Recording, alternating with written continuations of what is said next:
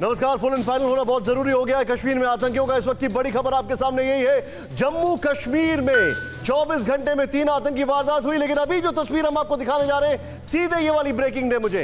इस वक्त की बड़ी खबर, जम्मू कश्मीर में जो आतंकी घटना भी हुई है, तस्वीरें हमारे सामने हैं। सबसे खूनी तस्वीर इस वक्त हमारे सामने आ रही है, आगे दिखाएं। और वो हम आपको दिखाने जा रहे हैं श्रीनगर के भगत चौक पर पुलिस पार्टी पर आतंकी हमला। ब्रेकिंग के साथ दिखाएं इसको। आतंकी ने बीच बाजार AK-47 से पुलिस वालों पर फायरिंग की।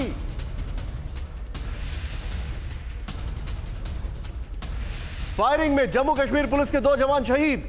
ये तस्वीरें आपके सामने हैं। मैं आपको कुछ क्षणों के लिए सिर्फ पहले ब्रेकिंग से बजाय सिर्फ तस्वीरें दिखाऊंगा। देखें आप जरा यहां तस्वीरें,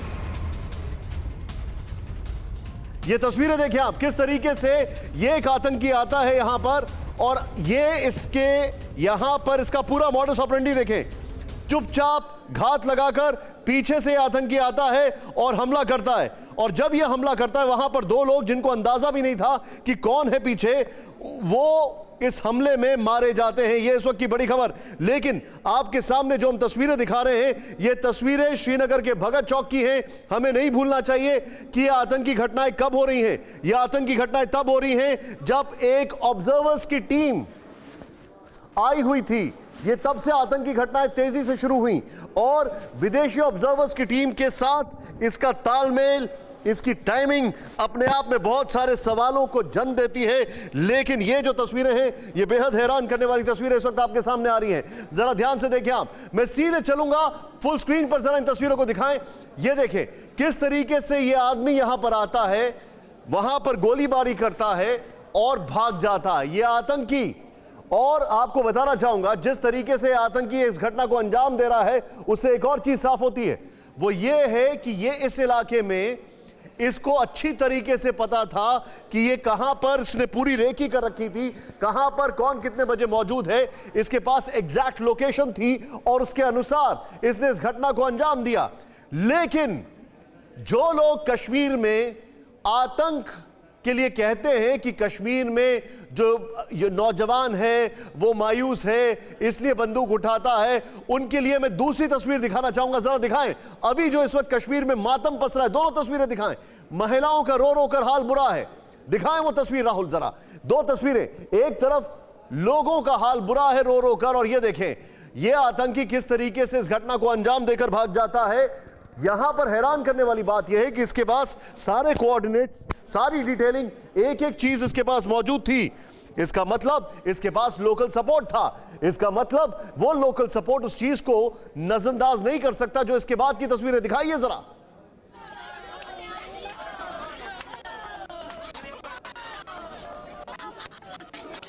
इन तस्वीरों को देखें आप। मेरे साथ श्रीनगर से इस वक्त मेरे सहयोगी मौजूद हैं।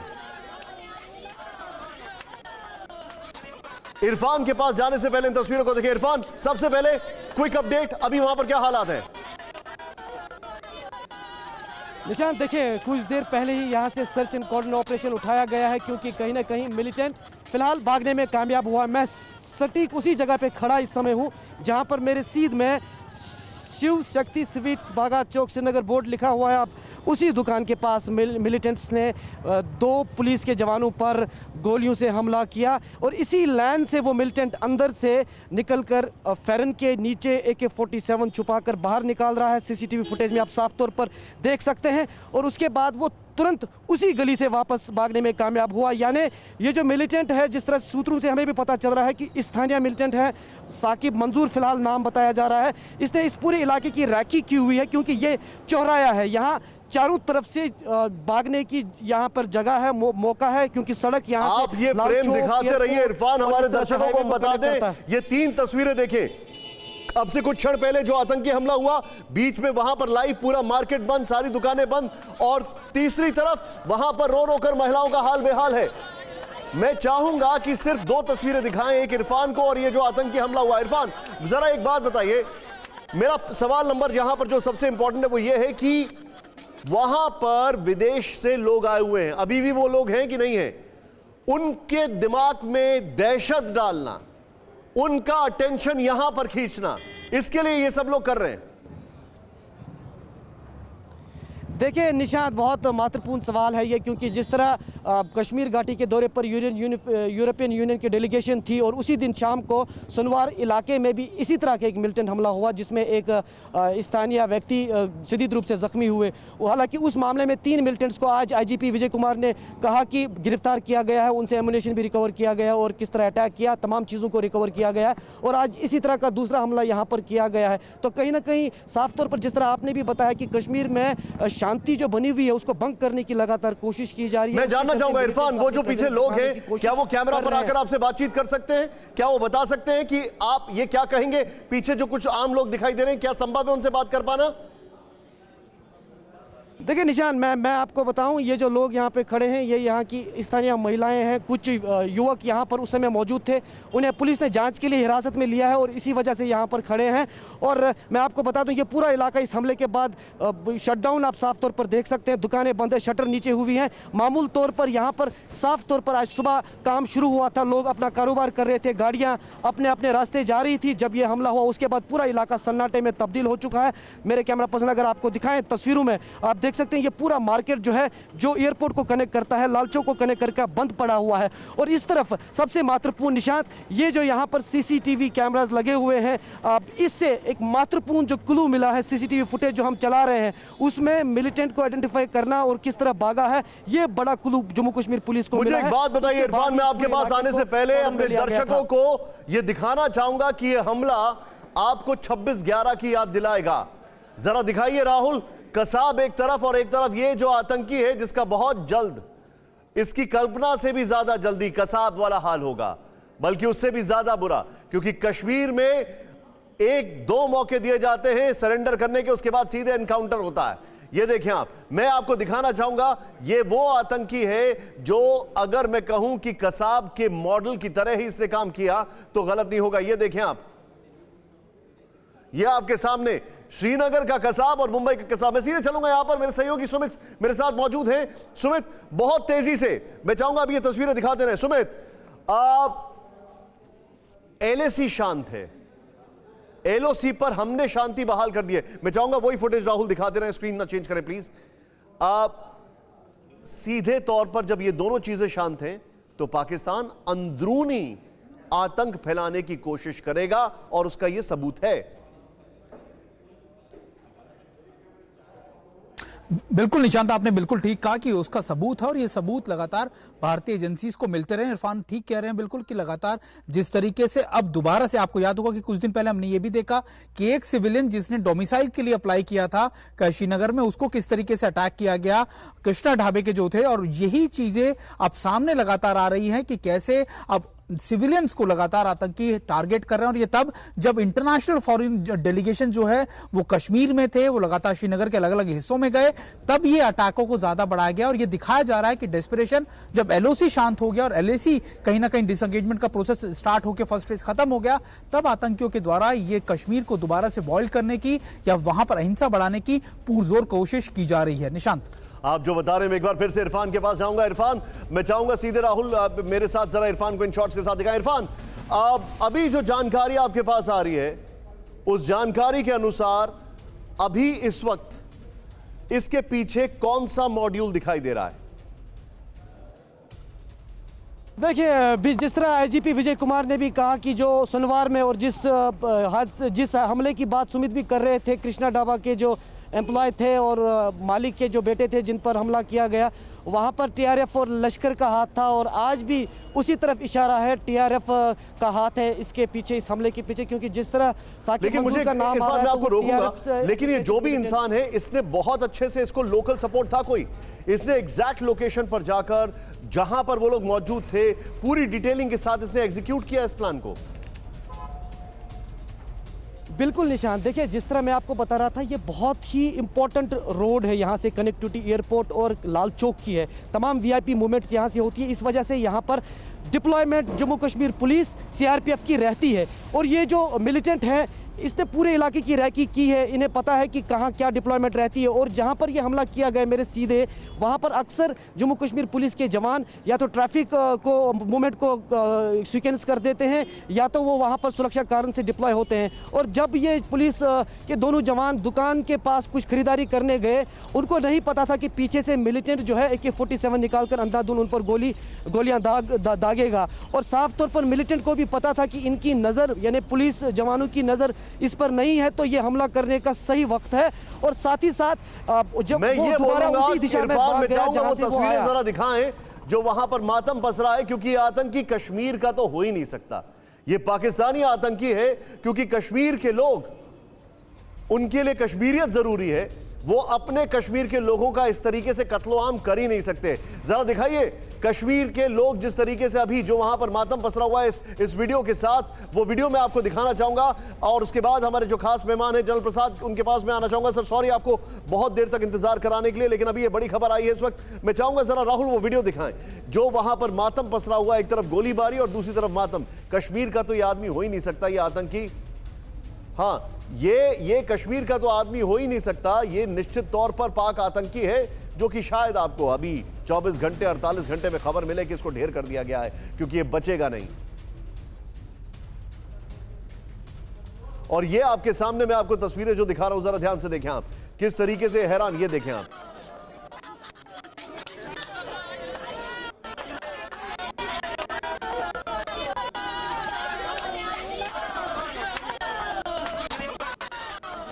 लेकिन इस सब के बीच हमारे सामने पिछले कुछ दिनों में जो घटनाएं हुई हैं उसकी तस्वीरों के बारे में, उसके बारे में जानकारी आई है। सीधे बिग वॉल पर चलते हैं। आइए अपने दर्शकों को जो जानकारी है वो और डिटेलिंग के साथ मैं यहां पर देना चाहता हूं। आइए जरा देखें आप, हमारे पास जो जो इंफॉर्मेशन है, जो जो चीजें पिछले कुछ दिनों में हुई, आइए देखें। राहुल जरा प्ले करें बिग वॉल। 3 घटनाएं, आतंकी घटनाएं, बड़ी तेजी से अपने दर्शकों को हमारे लिए दिखाना जरूरी है। 3 आतंकी वारदात हुई हैं जम्मू कश्मीर में पिछले 24 घंटे में। 3 तस्वीरों से हम आपको ये दिखाने जा रहे हैं। श्रीनगर में ये कसाब तरीके से आतंकी ने हमला जो किया, ये देखें आप यहां पर, बडगाम में और शोपियां में। लेकिन अब इसके बाद जो होगा वो इनको अंदाजा भी नहीं है। शोपियां में जो मुठभेड़ में 3 आतंकी मारे गए हैं वो यहां पर आप देख रहे हैं। मैं चाहूंगा बाकी एक बार फिर से जरा मुझे इंफॉर्मेशन में अपने दर्शकों को और बताना चाहूंगा। 3 तस्वीरें दिखा रहे हैं हम आपको। श्रीनगर में आपको तस्वीर ये दिखाई हमने। यहां की अगर बात की जाए, बडगाम की अगर बात की जाए, तो बडगाम में आतंक की दूसरी वारदात हुई है। थोड़ा जूम इन करके दिखाएं, इतनी दूर से शायद देखना मुश्किल हो जाएगा। ये दूसरी घटना को अंजाम दिया गया। यहां आतंकियों से पुलिस की मुठभेड़ हुई, मुठभेड़ में 1 SPO की जान चली गई। और फिर शोपियां मुठभेड़ में 3 आतंकी वहां पर मार दिए गए हैं, वो मैं आपको दिखाना चाहूंगा। 3 आतंकी वहां पर शोपियां में जो हम आपको दिखा रहे हैं वो ढेर कर दिए गए हैं। मैं सीधे चलूंगा आज की तस्वीरों को दिखाते हुए। राहुल सिर्फ आज की तस्वीरें दिखाएंगे ब्रेकिंग न्यूज के साथ। सीधे चलूंगा जनरल शंकर प्रसाद के पास। सर, एक्सटर्नली हम लोग निपट रहे हैं चीजों को, इंटरनली जिस तरीके से ये एक नई वेव शुरू हुई है, क्या ये बर्फ पिघलने के बाद वाली वेव है? क्या इंटरनेशनल डेलीगेट्स आए हैं, उनका ध्यान खींचने के लिए वेव है, या फिर वहां पर कोई अनरेस्ट है?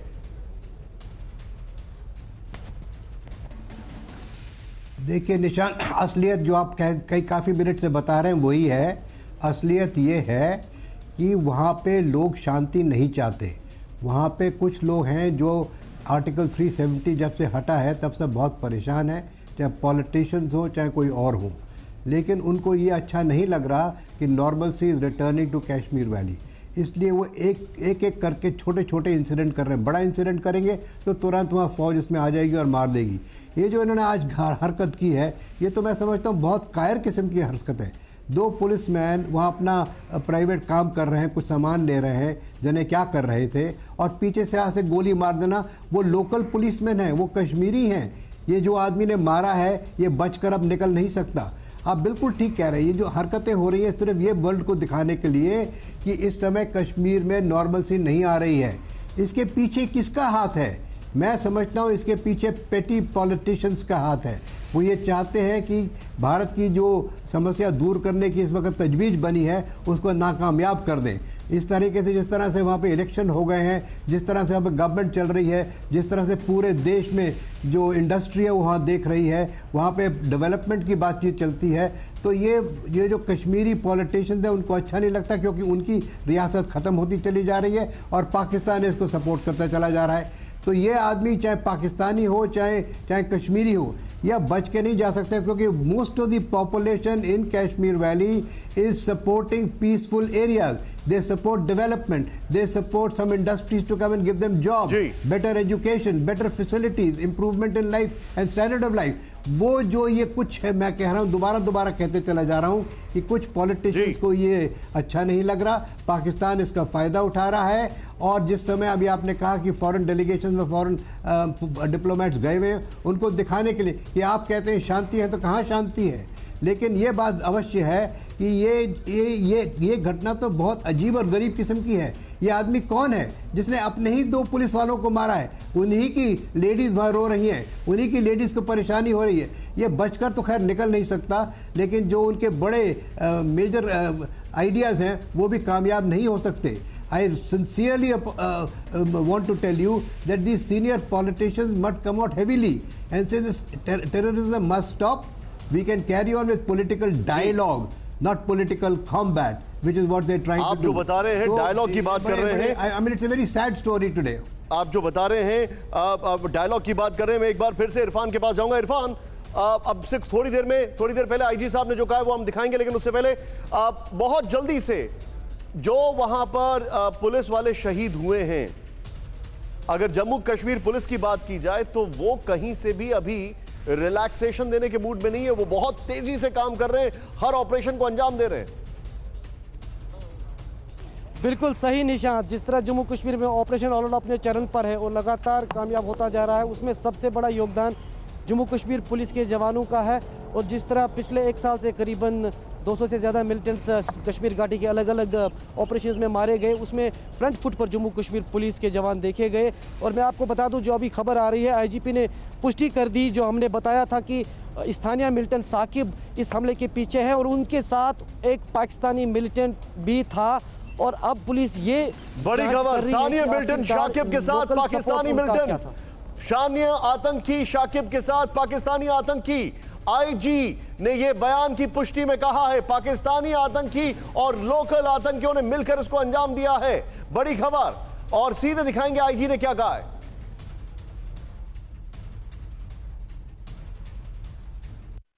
आज दोपहर में जब बागा चौक पर हमारे पुलिसकर्मी नॉर्मल ड्यूटी कर रहे थे, तो उसी ड्यूटी के दौरान में बगल वाले शॉप पर कुछ सामान लेने गए थे। पीछे से एक मिलिटेंट जो लश्कर तैयबा से बिलोंग करता है आया और निहत्थे पुलिस वाले पर पीछे से फाइट किया, जिसमें हमारे 2 जवान पहले जख्मी हो गए। उसको हम लोग हॉस्पिटल लाए। वह आशा के साथ कि डॉक्टर साहब बहुत प्रयास किए उनको सर्वाइव कराने के लिए, लेकिन दोनों मार्टेड हो गए और ये इंसिडेंट हुआ। लोकल आतंकी इसमें इन्वॉल्व है और इसमें पाकिस्तान के आतंकी इन्वॉल्व हैं, यानी कि अभी भी क्लीनिंग होनी पूरी तरीके से बाकी है। लेकिन अब इस खबर से बाहर निकलते हैं, आगे बढ़ते हैं और आज जब आपको एक और बड़ी खबर की ओर लेकर जाते हैं, वो खबर जो आ रही है वो खबर है चीन को लेकर हमारे पास जो आ रही है। हमारे खास मेहमान जुड़ चुके हैं और गलवान झड़प पर 8 महीने बाद चीन का कबूलनामा। बड़ी खबर, चीन ने पहली बार माना, झड़प में 5 सैनिकों की मौत हुई। चीन ने मारे गए 5 सैनिकों को शहीद माना, नाम जारी किया। मैं सीधे चलूंगा सुमित के पास, लेकिन उससे पहले एक और बड़ी खबर और फिर हम दोनों ब्रेकिंग एक साथ दिखाएंगे। गलवान पर भारत की सच पर लगी मोहर, चीन ने सैनिकों की मौत की बात कबूली। बड़ी खबर, पैंगोंग के इलाके में फिंगर आर्ट के पीछे हटा चीन, भारत का दावा सच, पीछे हटा चीन। दोनों ब्रेकिंग दिखाएं एक साथ और उसके बाद मैं सीधे चलूंगा सुमित के पास। सुमित,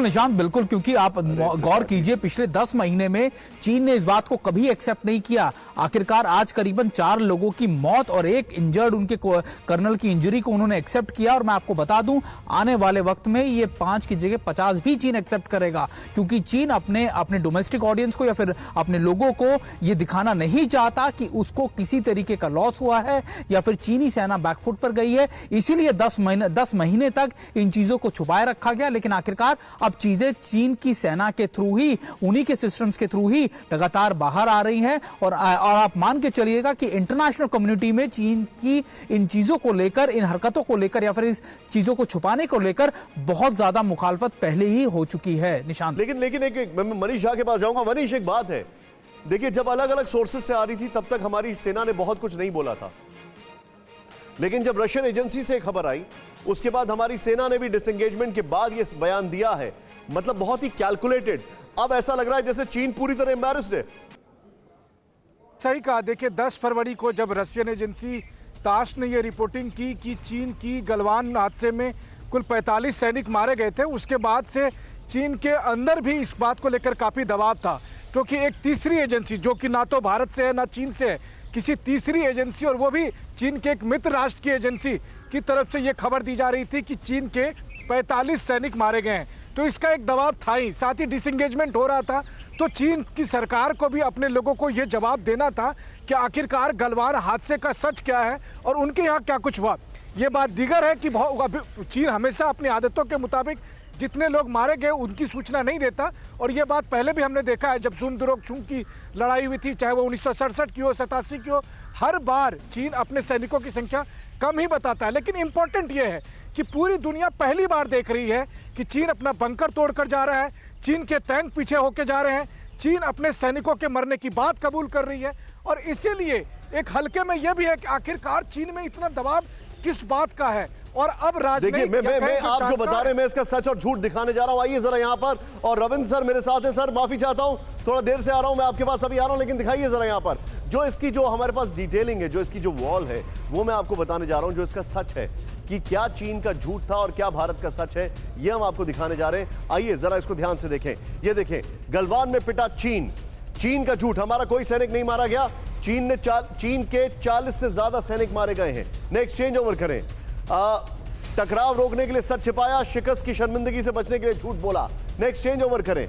गलवान में भारत ने समझौता तोड़ा, चीन ने समझौते की अनदेखी की। ये जो हमारे सामने फैक्ट्स हैं, चीन के इलाके में भारत ने घुसपैठ की, चीन के सैनिकों ने की घुसपैठ। ये सच और झूठ। राहुल नीचे जरा प्लीज ब्रेकिंग चलवा दें। खैर यहां पर ये हमारे पास इंफॉर्मेशन है, और इसके बाद मैं सीधे चलूंगा सबसे पहले जनरल प्रसाद के पास, शंकर प्रसाद सर के पास चाहूंगा मैं। सर, चाइना धीरे धीरे एक्सपोज हो रहा है, लेकिन जो एक फेस सेविंग थी, आपको नहीं लगता वो खत्म हो चुकी है? बिल्कुल ख़त्म हो चुकी है। ये फेस सेविंग तो काफ़ी दिन से ख़त्म हो रखी है। देखिए, उनके कई दफ़ा खबरें आ चुकी थी पहले भी कि उनके 40 सैनिक मारे गए हैं। उसकी कई दफ़ा बहुत लोगों ने उसकी पुष्टि भी की और बहुत लोगों ने उसको और भी कहा कि शायद ज़्यादा भी होंगे और कम भी होंगे। लेकिन ये बात तो आज सच सामने आ गई है कि वो 5 को तो कबूल कर रहे हैं, एक कर्नल साहब को कबूल कर रहे हैं, लेकिन एक्चुअल कैजुअल्टीज़ गलवान में कहीं ज़्यादा हुई हैं। हमारी 20 हुई हैं, उनकी कम से कम 40 तो हुई हैं। एक दफ़ा तो मैंने आप ही की चैनल पे शायद उनकी कोई जो खबरें थी वो भी दिखाई गई थी, मुझे याद नहीं कौन सी चैनल में देखा था। बहरहाल इसमें कोई बड़ा सवाल आज निशांत ये पैदा हो रहा है कि क्या ऐसा खौफ चाइना के अंदर पैदा हुआ कि उसने सब जगह से पेंगोंग त्सो की नॉर्थ साइड में से विड्रॉल शुरू कर दिया। एक तो विड्रॉल होता है, उसको मैं मान लेता, एक होता है सारी जो उन्होंने फील्ड वर्क्स बनाए थे, जो बंकर्स बनाए थे, जो और चीज़ें बनाई थी वहाँ पे, उनको तोड़ दिया, उनको बिल्कुल ज़ीरो कर दिया। आपने जो एयर फोटोग्राफ्स देखी हैं वो सब दिखा रहे हैं कि पहले क्या क्या वो चीज़ें एयर फोटोग्राफ में दिख रही थी और अब क्या क्या सब बिल्कुल प्लेन हो गया। इस चीज़ से मुझे बड़ा एक किस्म से डाउट हो रहा है कि ऐसा क्या हो गया कि चाइना इतना घबरा गया। आफ्टर ऑल हमने एक अच्छी पोजीशन अख्तियार कर ली थी कैलाश रेंज पे, लेकिन उसी का केवल ये नहीं है, इसमें तो मुझे लग रहा है बहुत चीज़ें कुछ ऐसी हुई है जिसका खुलासा भी नहीं हो पा रहा है, कुछ दिन में होगा। डिप्लोमेटिकली कुछ हुआ है, इकोनॉमिकली कुछ हुआ है, यूनाइटेड स्टेट्स के प्रेसिडेंट साहब ने कुछ कहा है, क्वाड के बारे में कुछ बातें हुई हैं। अभी हमारे फॉरेन मिनिस्टर साहब ने क्वाड की फॉरेन मिनिस्टर्स की कॉन्फ्रेंस में हिस्सा लिया है, हमारे फॉरेन सेक्रेटरी साहब ने कुछ बयान दिए हैं। तो मुझे लगता है कि कई एक चीज़ें हुई हैं जिससे इस समय चाइना एक तरह से बहुत, लेकिन मैं ये भी साथ साथ कहूँगा निशांत कि इसमें मुझे लग रहा है कि कोई चाल तो नहीं है, लेकिन चाल हो क्या सकती है, यही मैं सोचे चला जा रहा हूँ कि इसमें क्या चाल। जब जितने फील्ड वर्क्स बनाए थे वो तो निकाल दिए, उसकी एयर फोटोज का हम वहाँ पे कंटिन्यूसली सर्वेलेंस कर रहे हैं, हमारे ड्रोन्स वहाँ पर हैं, हमारे एयर फोटोग्राफ्स हैं और कई यंत्र हैं जिनसे हम पता कर रहे हैं कि क्या एग्जैक्टली हो रहा है ग्राउंड पे। लेकिन जो उन्होंने कहा कि पेंगोंग त्सो के नॉर्थ पे हमारे कहने से कि आप यहाँ से बिल्कुल क्लीन हो जाइए फिर आगे बातचीत होगी, और ये भी मैंने आज की न्यूज़ में कहीं देखा है कि जो डिप्सांग प्लेन की बात है वो भी अब कल से शुरू हुई है, क्योंकि पेंगोंग त्सो की डिसएंगेजमेंट कंप्लीट हो चुकी है और एग्रीमेंट के मुताबिक अब डिप्सांग की बात होनी है, हॉट स्प्रिंग की बात होनी है, गोगरा हाइट की बात होनी है, तो वो भी शायद कल परसों से शुरू हो जाएगी, शायद कोर कमांडर लेवल की टॉक्स भी होंगी। तो इसमें क्या हुआ ऐसा, एक साल भर का तकरीबन ये मसला चाइना एकदम से क्यों मान गया, बहुत कुछ ना कुछ तो प्रेशर पड़ा होगा। एक तरफ से आपने ये भी बयान देखा होगा कि चाइना कहता है कि बॉर्डर टेंशन को छोड़ दीजिए, बायलैटरल रिलेशंस बराबर कर दीजिए, it should become normal. How ridiculous can he B.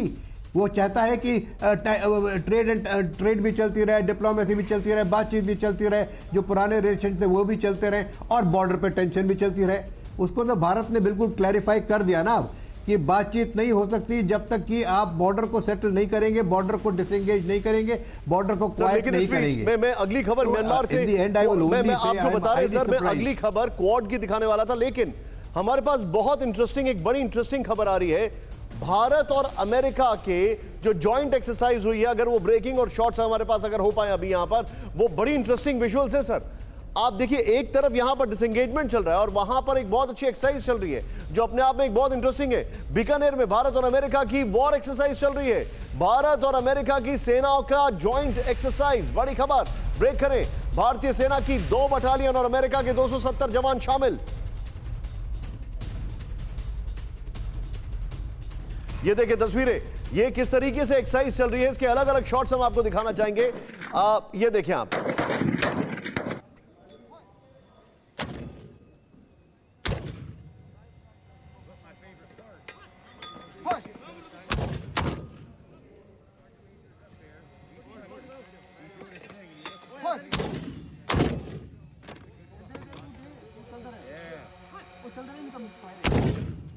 मैं सीधे चलता हूं सुमित के साथ। मैं सुमित मेरे सहयोगी है। सुमित, ये एक अच्छी बात है जो हमारे सामने आ रही है।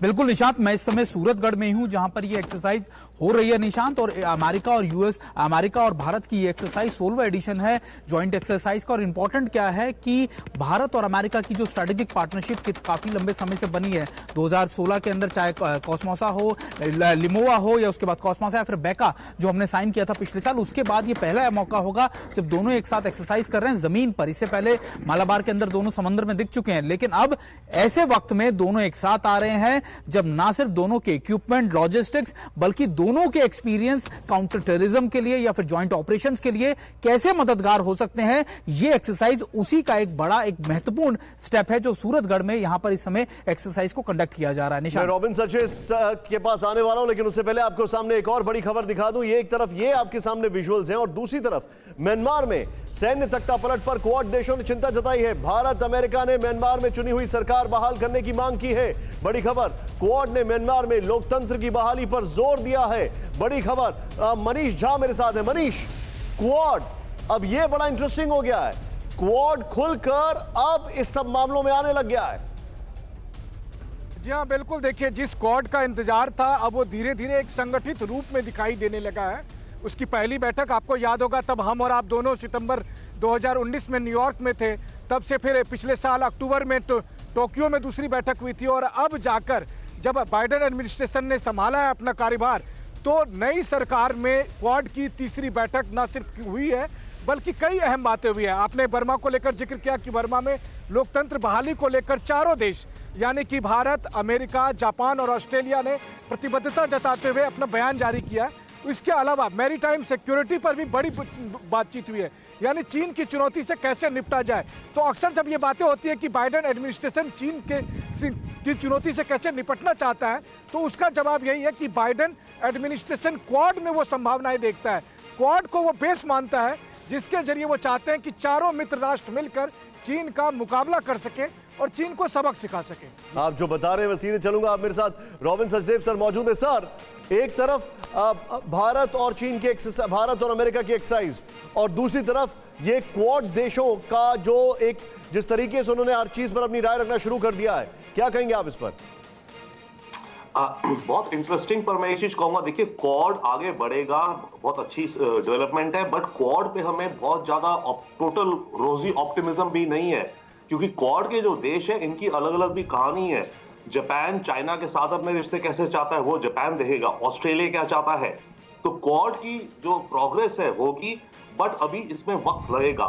मेरे विचार से क्वाड का आप एक नेक्स्ट फॉर्म कब देखेंगे? जो बाइडेन ने कहा है कि वो एक समिट ऑफ डेमोक्रेसी कॉल करेंगे दुनिया में, जिसमें कि डेमोक्रेटिक कंट्रीज को इकट्ठा किया जाएगा।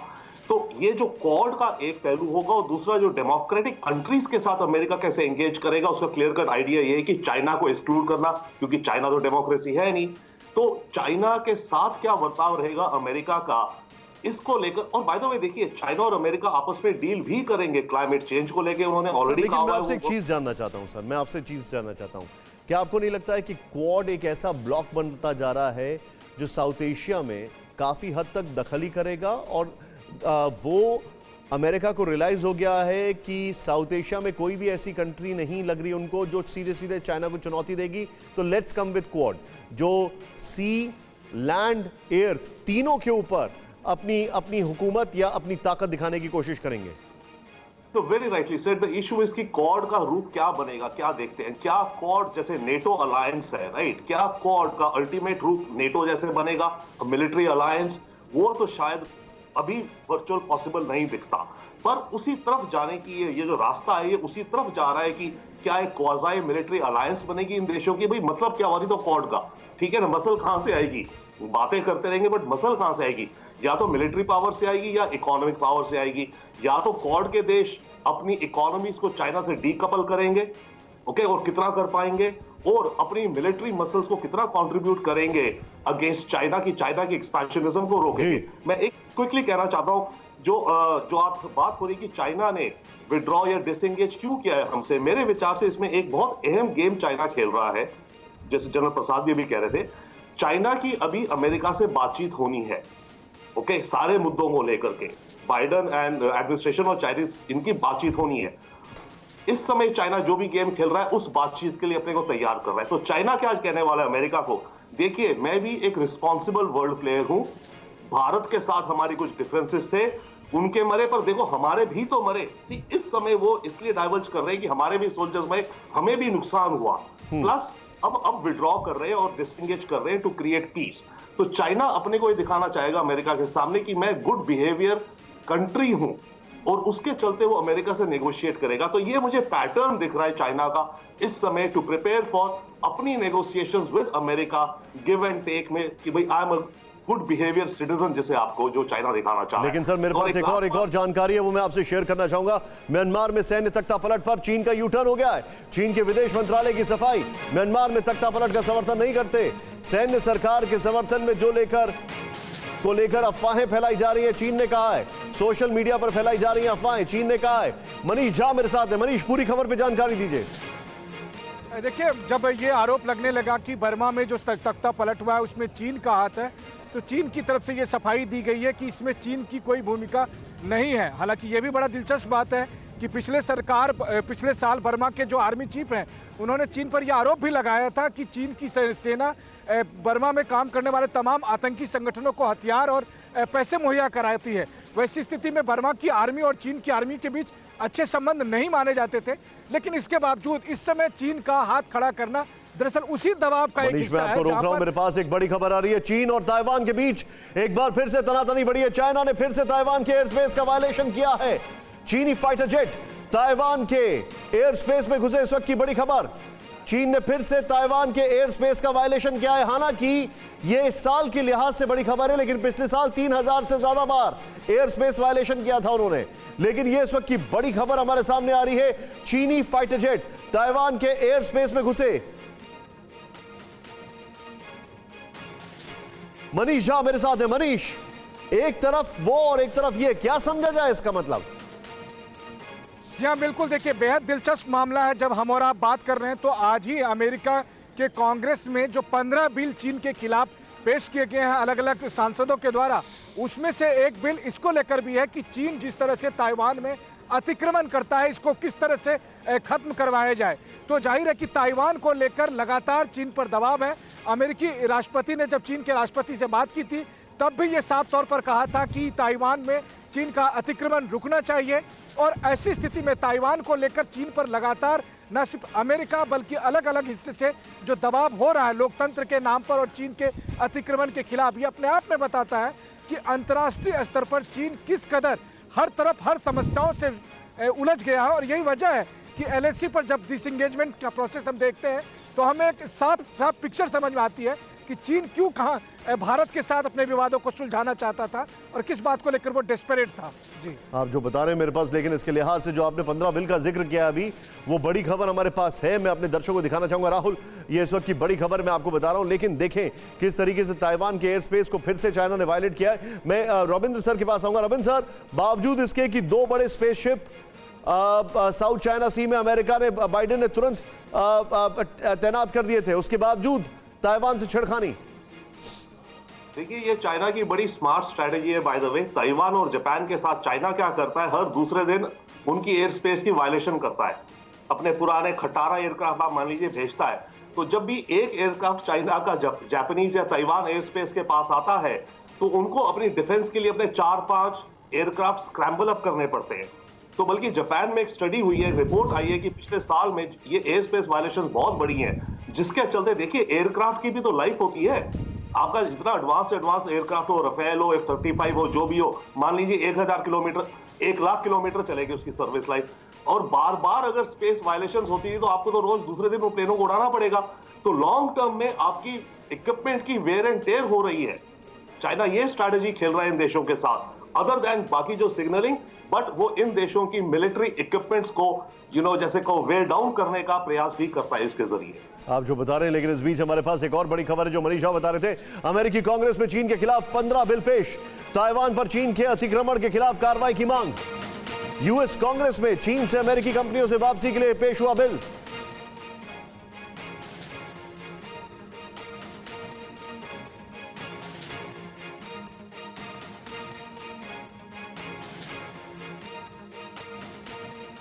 चीन की सेना से जुड़ी कंपनियों पर बैन लगाने के लिए बिल पेश किया गया। यह एक बहुत बड़ा झटका हो सकता है चाइना के लिए, बहुत बड़ा झटका हो सकता है।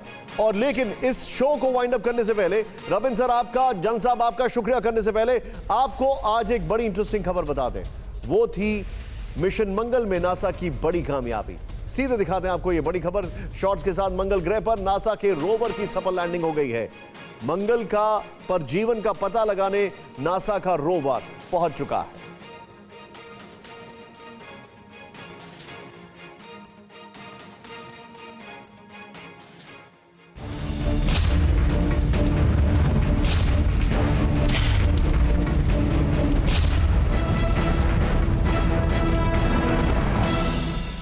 अड़ी सोमवार से शुक्रवार शाम 6 बजे सिर्फ TV9 भारतवर्ष पर।